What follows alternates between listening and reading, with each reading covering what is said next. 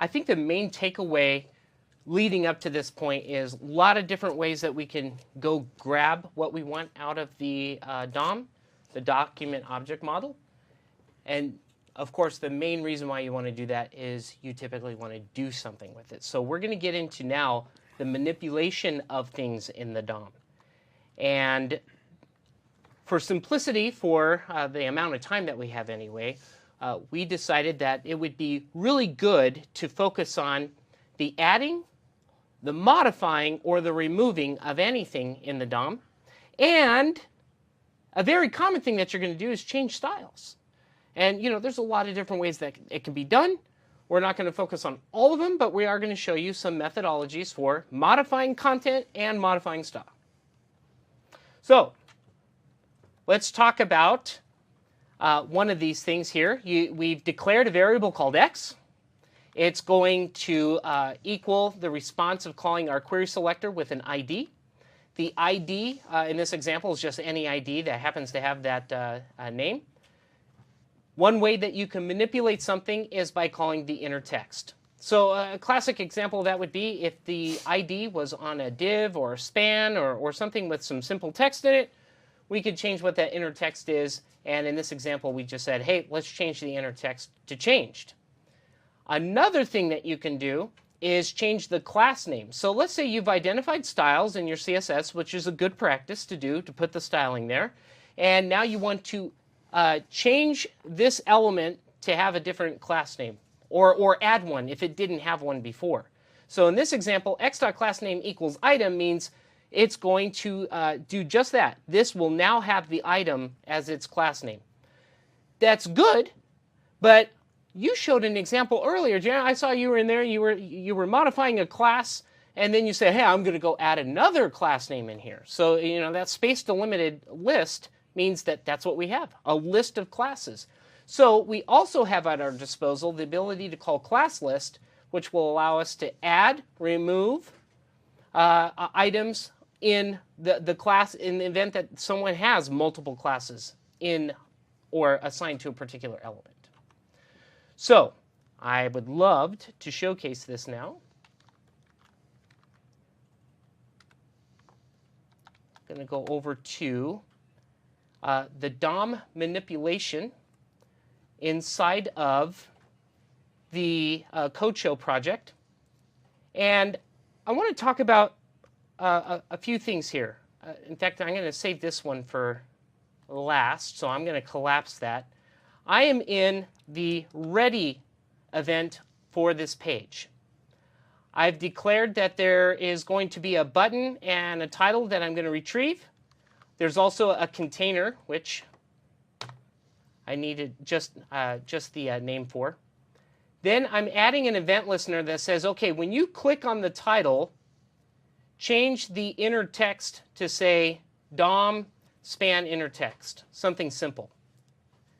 If you click on the button, and I called it P button, and the reason why I called it that is that if I go to the original DOM, and I think this is an example of how dynamic you can get with your manipulations here. Just look at the actual insides of the body of this document. I mean, we have that fragment and the DOM class name here. We have the typical thing that comes with the starter template that allows us to say, okay, what do you want the page title to be? So I have DOM there. And then I just have a paragraph tag really as the thing that says click on any content. This is what I'm calling the DOM button, even though it's a paragraph tag. Now, later on, we're going to get into a little bit more into event listeners. But the main focus I want to do here is to say, when we do click on that paragraph tag, I'm going to do a few things. First, I'm going to extract what's the text inside of that paragraph. Then I'm going to remove it. I'm taking it out. Then I'm going to go create a new button, apply the text that I just extracted from the paragraph. So that shows that inner text is both a gettable and settable property. Go to the container and say, I'm going to append this new button. Then I'm going to create a div. And then there's another way that you can add some content. Inside the div, I'm going to actually apply this inner HTML, which means I'm going to create an unordered list with one item in it. add that there, and then I call my add item function. That add item function is the one that I collapsed up here. What makes this interesting is that we add then an event listener to it, and we give it a class name, inner text, we create a new one, and then add it again. That means every time I click an item in this, it's actually going to create another item. So I think this is going to get interesting. I'll go ahead and run this project. Go to the DOM. And as we see, it says click on any content. So in theory, if I click on this, it should magically turn into a button. Shazam! But not only that, I get an unordered list with an item in it. When I click on the item, whoa, what happened? Every time I'm clicking it, I'm getting new items, and I'm applying a class name to it, so it's also changing the style on the fly as well.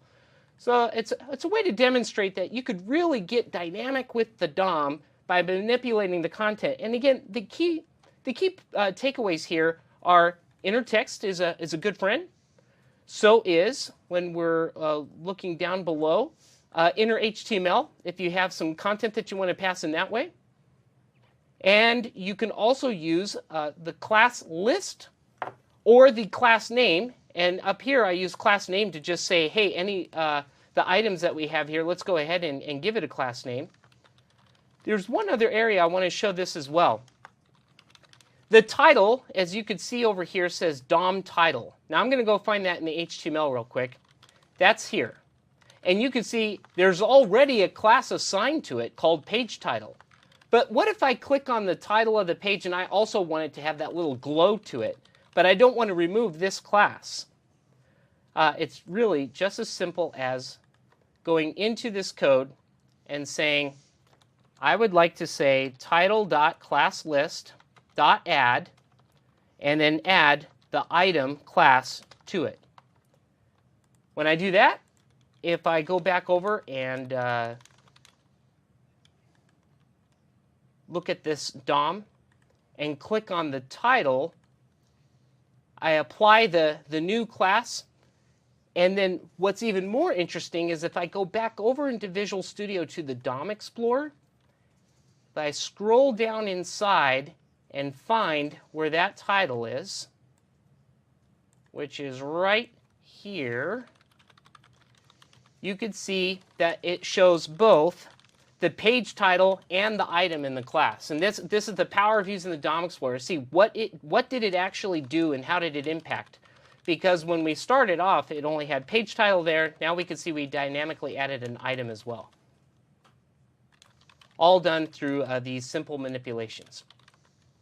I'm a big fan of using class names or making sure that the styles are in an external style sheet instead of another option you can do, and that's directly go after the style of the element. And I'm not saying that I would never do that, but if I can, I would always like to apply the styles like this because you can add and remove them easy enough, and they're not difficult to create and define in an external CSS file. So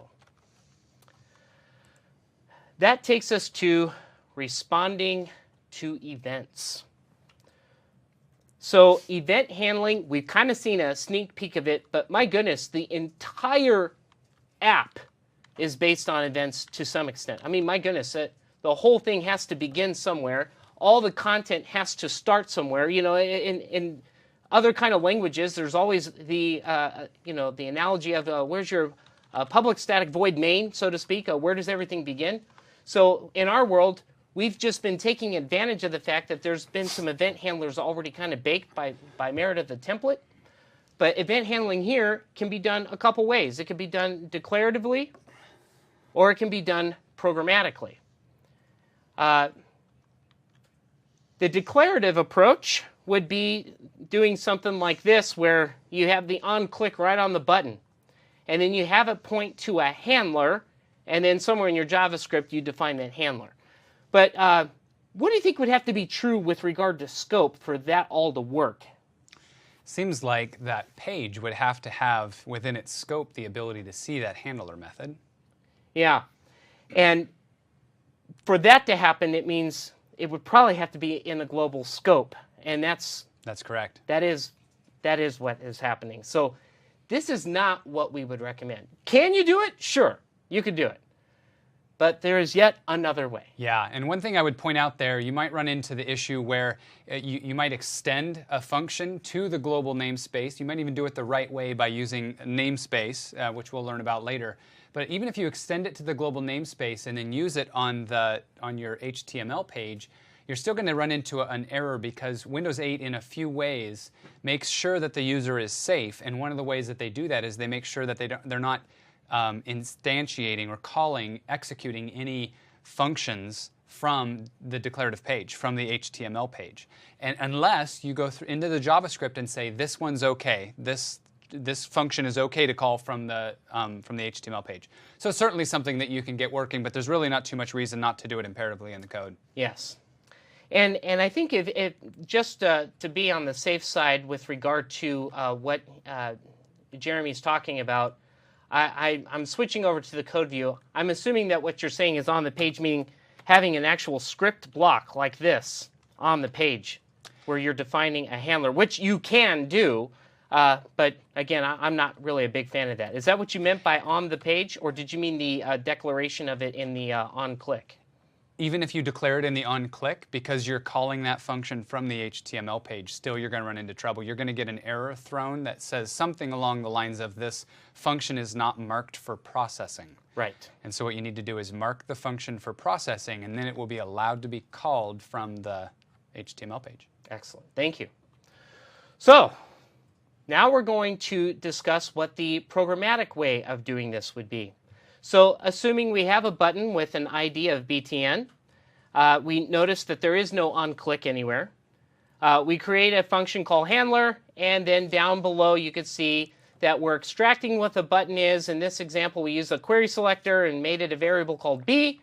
And then we're saying b.add event listener, click, and then handler.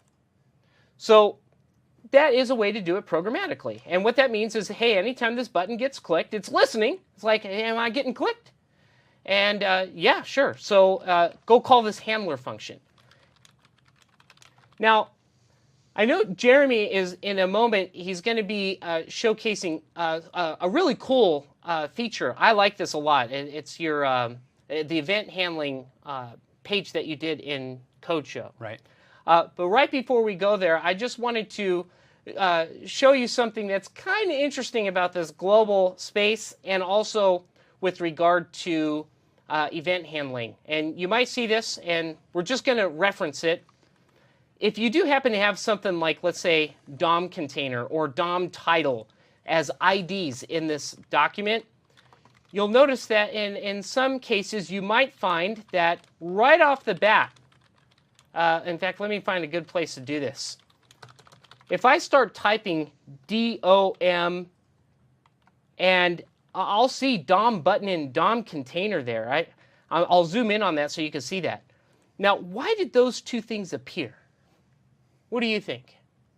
Why did these ID'd elements appear, and DOM titles at the bottom of that list as well? What do you think is the reason that they're appearing in my IntelliSense? It appears that they're in the global namespace. They're in the global namespace, which means technically if I wanted to respond to the titles click event, I could say DOM title dot onClick. Now, I didn't say var something equals and then go query it. I'm using it as if it's instantly available, which technically it is. So we're not suggesting that you would use that approach for event handling with things, and this would only work, of course, with elements that are ID'd.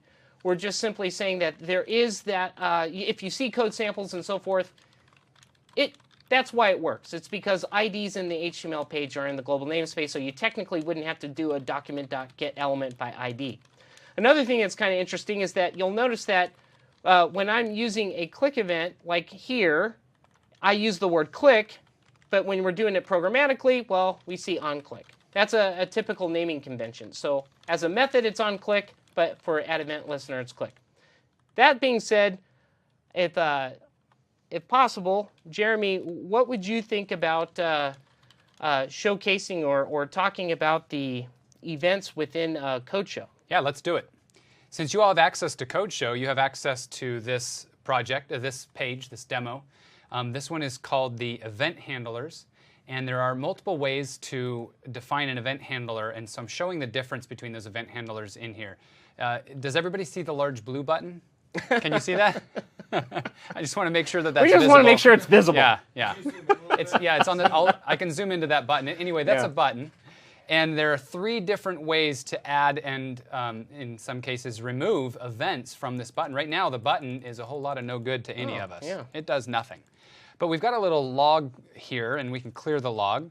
And let's go ahead and set the onClick event. This was the not necessarily the declarative method in HTML, but we did this by, I'll take you right over to the code, by saying I want to explicitly set the onClick attribute of the button to say hi. Okay? So that's the function down here, say hi. It just says hi. So I do that, and now all of a sudden I can say hi. I see. Okay? And it continues to work all day long until I remove the onClick event, and to do that I set onClick to null. That's simple. Simple. Yep. Now the thing about onClick is there is only one. Again, we're back to Highlander. There is only one onClick, and so you can set it to a function, but it will never hold more than one function, ever, ever, ever. So we can set it, we can remove it, and we've disabled our button, but we have that limitation. It only holds one. Now there's another way to add, another imperative way to add an event handler, and that is with the add event listener. Some people say that this is the recommended, the best, for some reason, way to add event handlers. Both work. And you're free to use both. In this case, it's a little bit different syntax. We reference our button, and we say, I want to add an event listener to this button, and that event listener is supposed to react to this event of the button. The button has a click event. Notice the naming convention.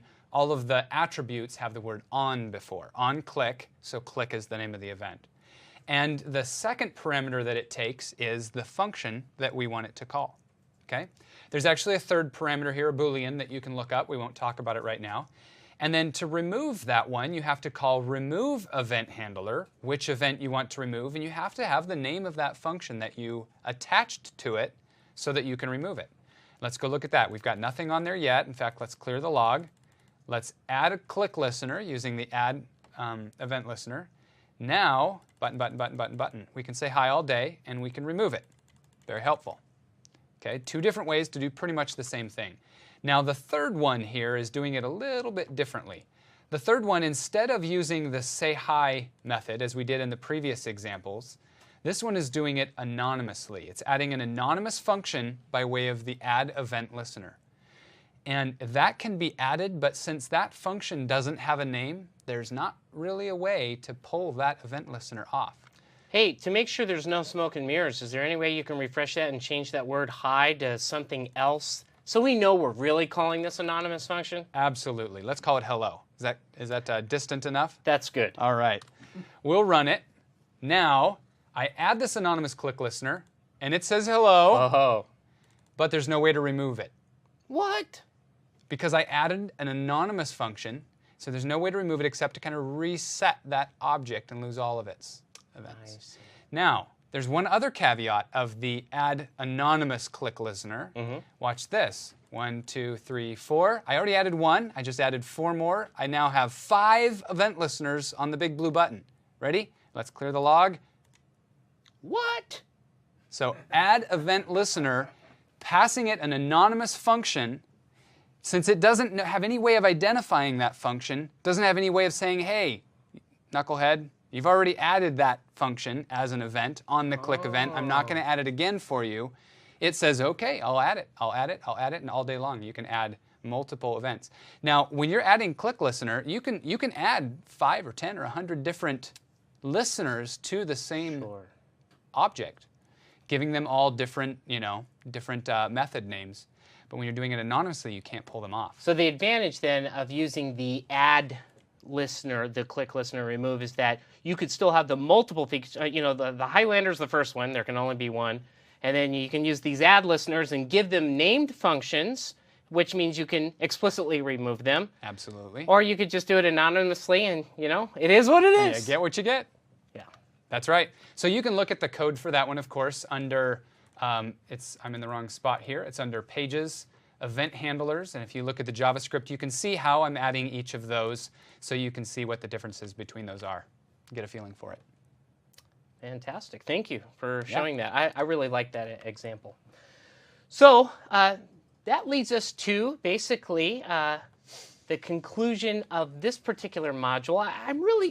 It's getting exciting now because we've talked a lot about behaviors and content. We're getting into the querying. We're starting to get in. I feel like we're getting more into the insides of things, and we're starting to manipulate things. It may sound wrong, but it's all good because we're starting to toy with this as an app now. It kind of feels like we might be getting to the point where we can actually do something. That's right. That's how I'm feeling too. So we can find things, we can change things, we can respond to things, and that means that we're going to be getting into some more advanced stuff here, pretty shortly. Yep.